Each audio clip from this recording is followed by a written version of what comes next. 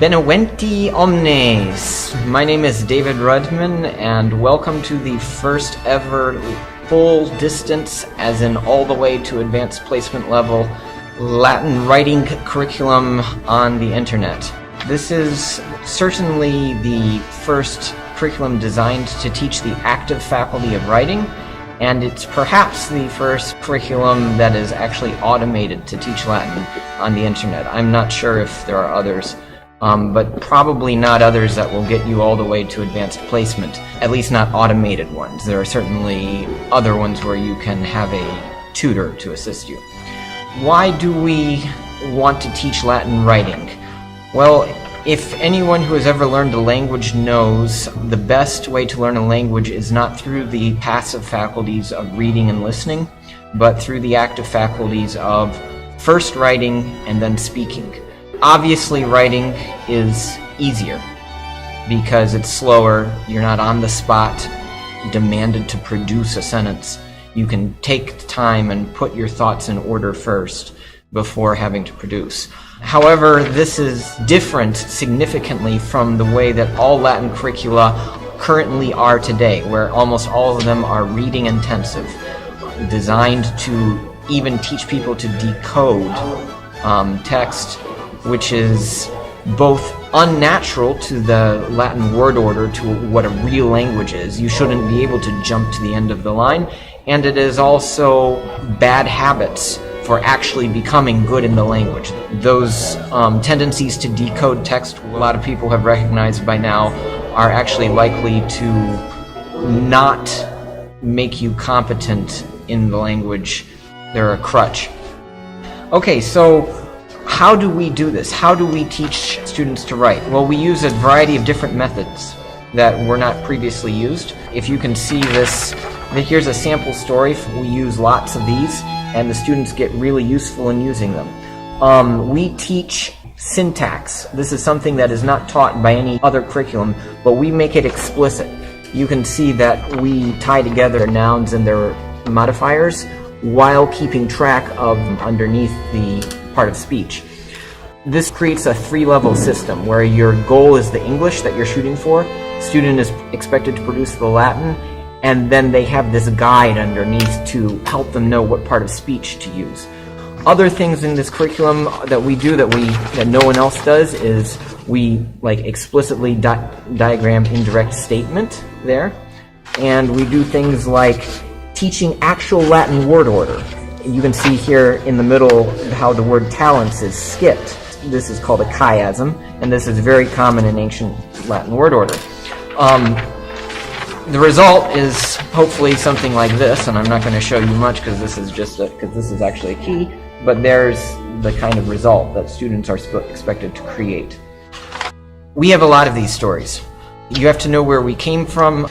I grew up on the normal methods of learning Latin, and then when I got to become a teacher, I switched to this book, which in my opinion is the best method for actually making you fluent in Latin. It's best both in its quantity of how much comprehensible input it actually puts into the student, and it's also best in its quality, which is in its method. From page 1, this textbook, Lingua Latina per se illustrata, is in Latin from page 1. And how can they do it? Well, because it's intuitively comprehensible. Just by reading this, an average person with no background in Latin can understand the story. And if they need any help, there's a little bit in the margin to assist them. That's where I came from. I was enthralled when I saw this book, but after a year of teaching it, I realized that it could be better. And so I tried out some of these writable stories on my students, and they worked quite well.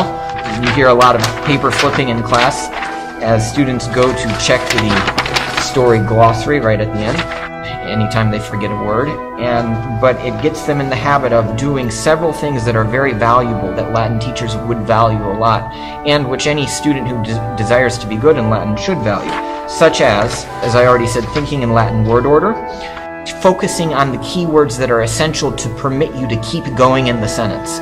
Things like control words, conjunctions, so that, why, because, directions, prepositions, the word is, all the forms of is, generic categories rather than specific subcategories.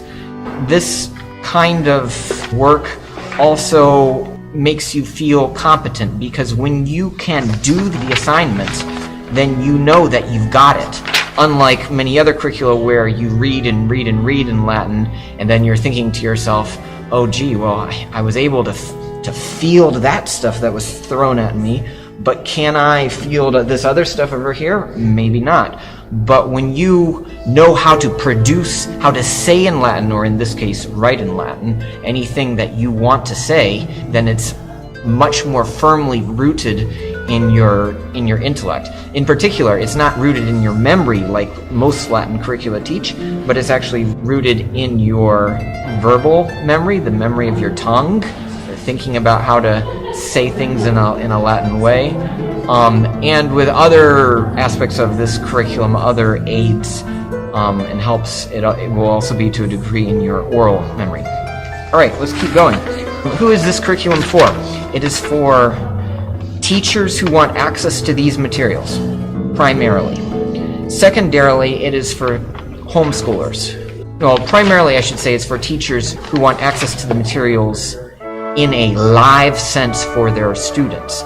It is designed for students to be sitting in a computer classroom, each student at a computer, each student doing the curriculum at the computer. If you don't have that many computers, you can contact me and print up the paper version, which I'm showing you now. Obviously, it's not published yet, but if there's enough support for it, then maybe I will be able to convince the publisher to actually take it, which they were not willing to take it the first time, just because it's not known, but also because they found little things like spelling mistakes at a very early age stage in the curriculum. Okay, so at this point, I do not believe there are any mistakes anymore, because part of the process of vetting this curriculum was actually having a Latin checker program that goes through it and makes sure that everything's correct, and that was done on every story. So that's automatic and makes a double and triple check even. Secondly, it's for homeschoolers, for people who don't have access to standard methods. If you're a homeschooler, you need this book, because this is the only way that you can really self-study. But after you read a chapter in this book, it would be good to go to my curriculum and then do the 4 writable stories for that chapter. Now, my curriculum goes with this book. They go together. They have the same vocab, the same grammar sequence.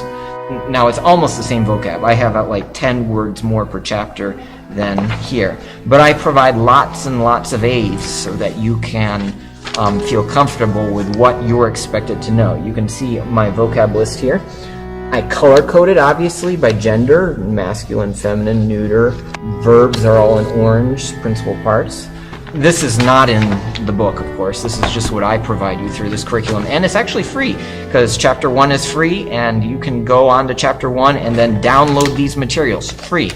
So go to that if you're not sure. I also give grammar charts. Throughout my curriculum, I often provide little references, like you see 11A there. That's a reference to chart 11A here. And I also give a whole bunch of other stuff, things like Quizlet practice flashcards.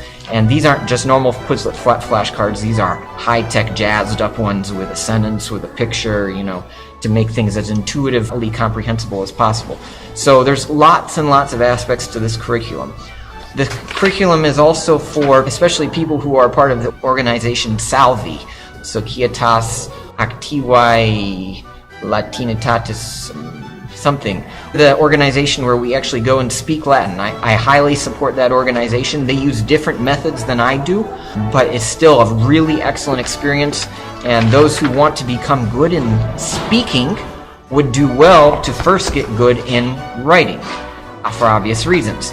One thing that I think I do very well that Salvi doesn't is that I teach syntax better. There is not this rush to produce when you already have planned out what do I need to think out first, and then what, and then what, and then what, and you're in that habit of thinking in that way. Okay, so those are the 3 groups of people. What else? Every chapter, this is my table of contents per chapter, and you can see we have the grammar concept on the left. We have 3 or 4 on average writable stories. There's actually 3 here, not just 1. 3 or 4 writable stories for every chapter in Lingua Latina per se illustrata. Then we have a theme, which is a culture theme. And to do that culture theme, we use one or two chapters from the Cambridge series of textbooks. Now, I don't have that book here. You can look it up, Google it. But the Cambridge series of textbooks is the best for culture, in my opinion. They have these modular units on a specific topic. And so if you want to add that aspect to the course of culture, then you would have to go buy those 4 books, or as many of them as you can get your hands on. And every chapter you could read the designated assignment and then go onto my online page and fill out all the questions and do the little activities, whatever is up there. I also teach scripta. This is something my excellent Latin teacher taught me. Scripta are famous Latin phrases that kind of goes with culture. You get 3 or 4 phrases per chapter. We have a derivatives component, another thing my own teacher taught me, which is to match English words with the Latin word from which they came. That's a very good SAT practice, and it's excellent for improving your vocabulary as a person. And then we also have, Quizlet cards. But I have an open-ended curriculum. I have, if you have another idea yourself, something you want to do, like a project, a video, or something like that, you can upload that to my curriculum and I'll put it into your portfolio, and so that you'll have a record of all the things that you did and get credit for it. So we're moving in now into the design and how the functioning and the governance of this curriculum. I keep this, at the current stage, I keep this quite open-ended. My theory is that since we are automated and digital here, and since we focus on quantity, that is just doing so much repeatedly that you get in the habit of doing it, my theory is that proficiency is better proof than a test. So I do not have testing, and I do not have grades. If you as a teacher want to include grades, that's something you'll have to do yourself. You can require your students to show or print up their work and give it to you. That should be no problem for them, since after you complete it, there's a record of it there in your portfolio. But I, as a teacher, want to leave this open to however you want to design the curriculum. Whatever components you want to include or exclude, whatever chapters you want to do or not do, whatever measure of assessing yourself and representing yourself to other people as competent in Latin that you choose is fine with me. And now I might change this at some point. I might give some certificate for certain accomplishments in the course, but my goal is not grades. When grades are present, then the students tend to focus biasly on getting the right grade. And they even start to do things that are counterproductive to actually learning the language. My dad has a phrase saying, "Don't let schooling get in the way of your education." And that is what we are doing here. We are focusing on what counts, on proficiency in using the language, not on what doesn't count, accolades and degrees and grades. Okay, so in addition to that, there's a certain level of online community in this curriculum. You can see who else is logged in and ask them questions, ask us administrators questions, ask teachers questions. There's no promises that anyone will be available at any given time, but the more that people become available, then obviously, hopefully that will increase throughout time so that soon there will be always someone there.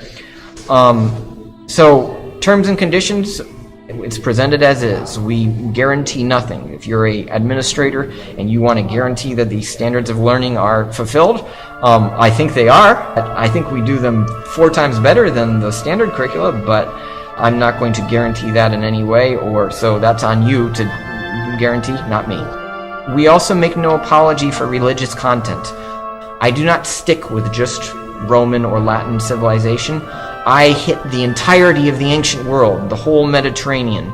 A chapter on Jewish culture, we do a chapter on Christian culture, we hit controversial ideas in philosophy. My goal as a scholar is that we should put our Latin curricula back in the center of liberal learning. And liberal means generous, it means open. It does not mean closed by the state legislature to just certain things that are sterilized from any controversial content. No, we invite controversy. We desire to deal with it responsibly, But we cannot do that if we do not even expose the student to the great ideas in the world. And so you will see this especially in the background content of the stories, in the culture too, that we want to give the student a central location where they can see all the glorious aspects of ancient culture. And that's just not going to be possible with a strict Roman secularist approach. So students can, of course, skip anything since this is an open curriculum. If something is offensive to you, that's fine. Don't do it. That's great. Maybe you'll come back to it at some later point in your life, like I did. But do what you're comfortable with, and don't get upset over what's not. I forgot to mention, of course, earlier, there's instant feedback on the writing curricula. So the moment a student types a word into the blank, it instantly becomes blue if it's perfect, which is like an A level of performance. Green if it's almost perfect, and it at least got the essentials, which is the correct letters and the correct macron in the ending, in the word ending, in the personal or verbal ending. That's green, that's like A minus. Or if you got the macrons in the ending wrong, I wish you wouldn't do it, that's like C plus level of performance. And then if you got the letters wrong, it'll be orange. I don't like to create red. So that's what will happen, at least on the writing curriculum. At the time of making this video, there is not instant automated feedback for the other aspects, like the culture. No, if you're going to do culture, you're going to have to save it as a PDF and submit it through my other assignments. That's just the way it is at this point, but hopefully that will change within a couple months, we hope, maybe within a year at worst. The same goes for other assignments. I think derivatives are automated at this point.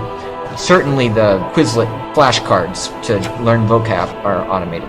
So if you're still not certain whether you want to do this curriculum or not, I suggest you click on the little thingy above the door where it says sign in and fill out a profile for yourself and go into chapter 1, because chapter 1 is free. I don't start charging money till chapter 2. And if you have problems with paying money, contact me. I'm open to hearing reasons why I should give you a discount.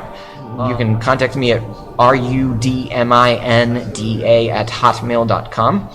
So log in and look around and decide if it's right for you. Valete omnes.